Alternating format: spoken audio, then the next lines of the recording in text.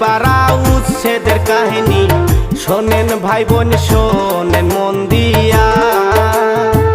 বিসমিল্লাতে শুরু করি আসামের উচ্ছেদের কাহিনী, শোনেন ভাই বোন শোনেন দিয়া মন।